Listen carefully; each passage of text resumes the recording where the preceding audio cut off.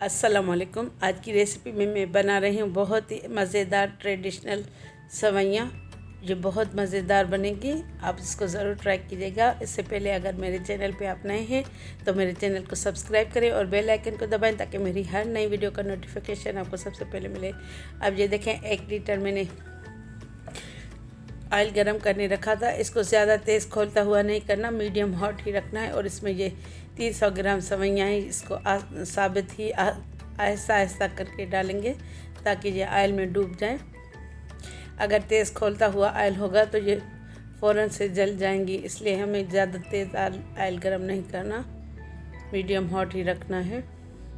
अब इसको थोड़ा थोड़ा करके टर्न करते जाएंगे ताकि ये ऑयल में अच्छी तरह डूब जाए। अब आहिस्ता आहिस्ता इसको घुमाते जाएंगे ताकि ये टूटे भी ना और ये क्रिस्पी हो जाए, फ्राई भी हो जाए।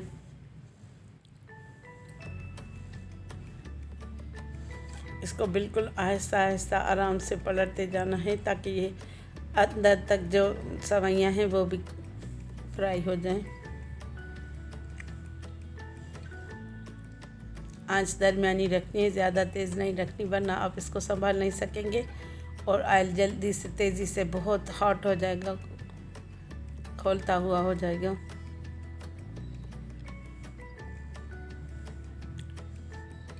आहिस्ता आहिस्ता आप इसको टर्न करते जाएं।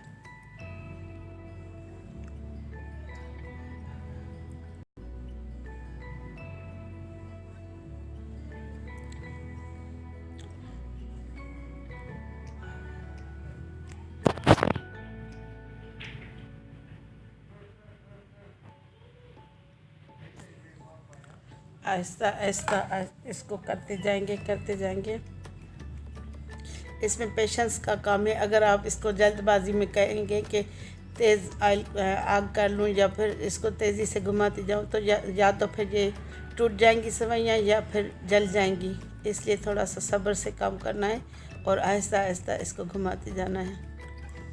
हमारे घर में अम्मी ये बहुत मिकदार में 3-4 किलो फ्राई करके रखती थी, फिर इसका खाली हम शीरा बना के फिर उसमें डाल लेते थे। चाहे फिर आप इसका शीर खुरमा बनाएं। अगर ये तली हुई घर में एक साथ पड़ी हुई हो ना ज़्यादा मिकदार में, आप एक ही मरतबा, क्योंकि ऑयल हमने एक ही मरतबा गरम किया तो जितनी तादाद में आप कर सकते हैं ना तो करके रख लें, फिर उसमें मेहनत नहीं होगी और 1 महीने तक ये फ्राई सेवइयाँ ख़राब भी नहीं होंगी।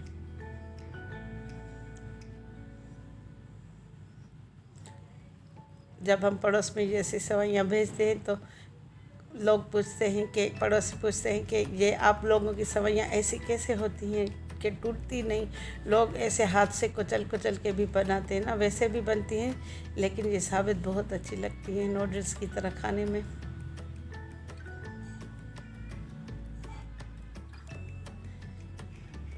इसको हर तरफ से थोड़ा थोड़ा टर्न करते जाना है ताकि अगर ये बीच में कच्ची भी हो ना तो वो पक जाए ऑयल के टेम्परेचर से।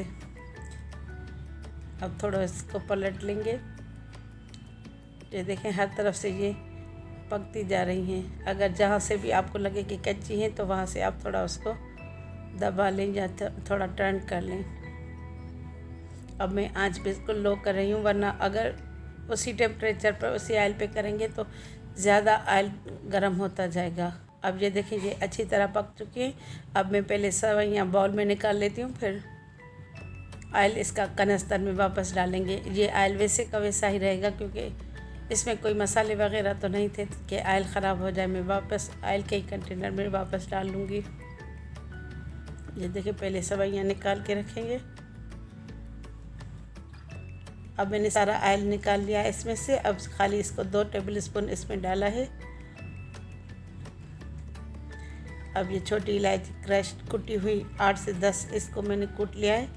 अब ये डालेंगे, थोड़ा इसको पकने देंगे इलायची को ताकि इसमें खुशबू आ जाए।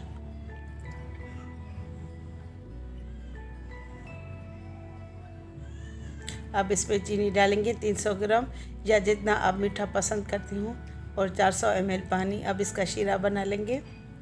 इसको तब तक घुमाएंगे जब तक ये पानी गर्म हो जाए और चीनी पे घुल जाए इसमें।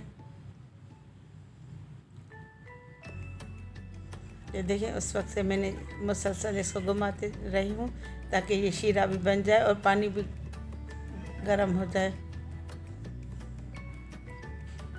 अब ये पानी गर्म हो चुका है। अब इसमें सेवइयाँ डालेंगे जो हमने ऑयल से निकाल के रखी थी, और इसमें जो एक्स्ट्रा ऑयल था वो भी बाउल में वापस निकल गया है। अब इसको तब तक घुमाते जाएंगे जब तक ये शीरा पी ना लें। इसको उसी तरह जिस तरह हमने ऑयल में टर्न किया था आहिस्ता आहिस्ता, इसी तरह हम शीरे में भी आहिस्ता आहिस्ता टर्न करते रहेंगे ताकि ये शीरा अच्छी तरह पी लें।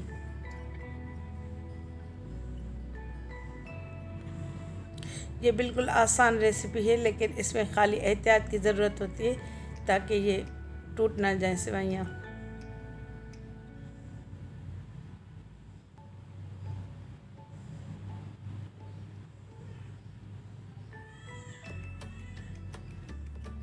अब थोड़ा थोड़ा इसको पलट लेंगे ताकि हर तरफ से ये शीरे में भीग जाए और सॉफ्ट हो जाए।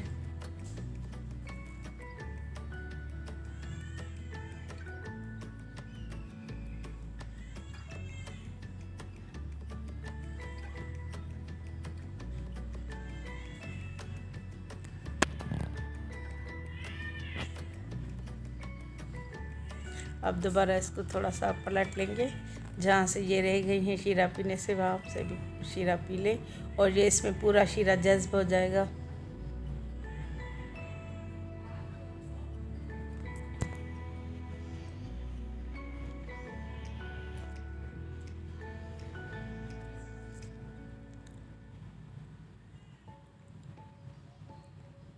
अब ये देखिए, ये अच्छी तरह इसमें शीरा पी लिया है, लेकिन थोड़ा सा इसमें अभी बाकी है। इसको भी टर्न करते रहेंगे ताकि ये शीरा जज्ब हो जाए सेवइयों में।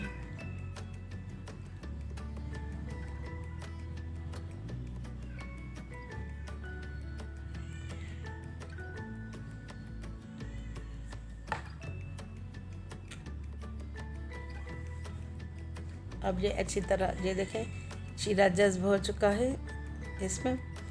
अब मैं इसको 2-3 मिनट दम दूंगी ताकि इसमें जो भी कमी हो वो भी सही हो जाए। मैं इसकी आंच बंद कर देती हूँ और 2-3 मिनट इसको दम देती हूँ।